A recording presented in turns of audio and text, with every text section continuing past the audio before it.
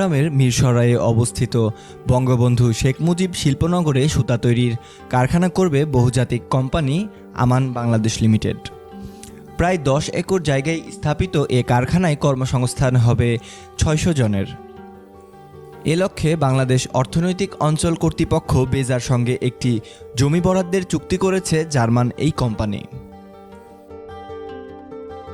গতকাল বুধবার রাজধানীর আগারগাঁওয়ে বেজা কার্যালয়ে এ চুক্তি স্বাক্ষর হয়। বেজার পক্ষে প্রতিষ্ঠানটির নির্বাহী সদস্য মোহাম্মদ মুজিবুর রহমান ও আমান বাংলাদেশের পক্ষে প্রতিষ্ঠানটির ব্যবস্থাপনা পরিচালক মোহাম্মদ রকনুজ্জামান চুক্তিতে সই করেন। এ সময় বেজার নির্বাহী চেয়ারম্যান শেখ ইউসুফ হারুন উপস্থিত ছিলেন।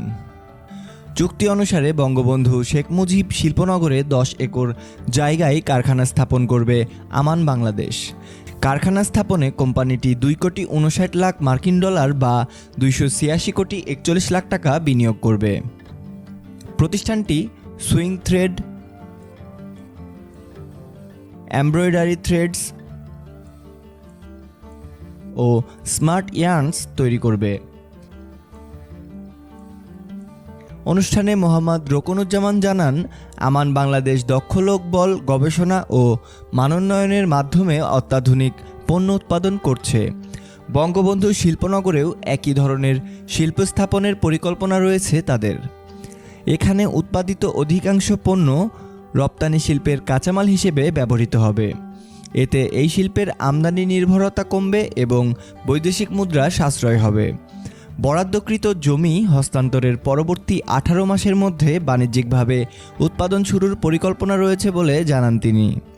বেজার নির্বাহী চেয়ারম্যান শেখ ইউসুফ হারুন জানান, অর্থনৈতিক অঞ্চলে নতুন বিনিয়োগ বৃদ্ধি ও পণ্যের বৈচিত্র্যের জন্য বেজা কাজ করে যাচ্ছে। এটি তো কন্টিনিউয়াস প্রসেস, আমি একদিন ইচ্ছা করলে জনটিকে চালিয়ে দিতে পারবো। এগুলি আমরা মনে করি যে যেভাবে কাজ এগিয়ে চলছে আমরা সন্তুষ্ট।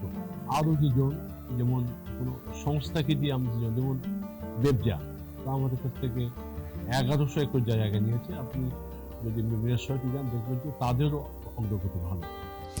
বেজার সংবাদ বিজ্ঞপ্তিতে জানানো হয়েছে, বহুজাতিক কোম্পানি আমান বাংলাদেশ 13 বছর ধরে তৈরি পোশাক শিল্পে সুইং থ্রেড, এমব্রয়ডারি থ্রেড ও ইয়ার্ন খাতে অবদান রাখছে।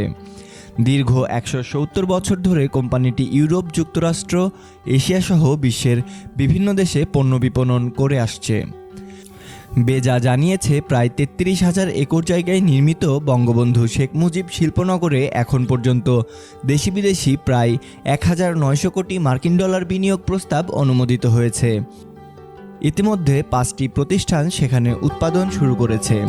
আরও 21টি শিল্প প্রতিষ্ঠান শিল্প স্থাপনের কাজ শুরু করেছে।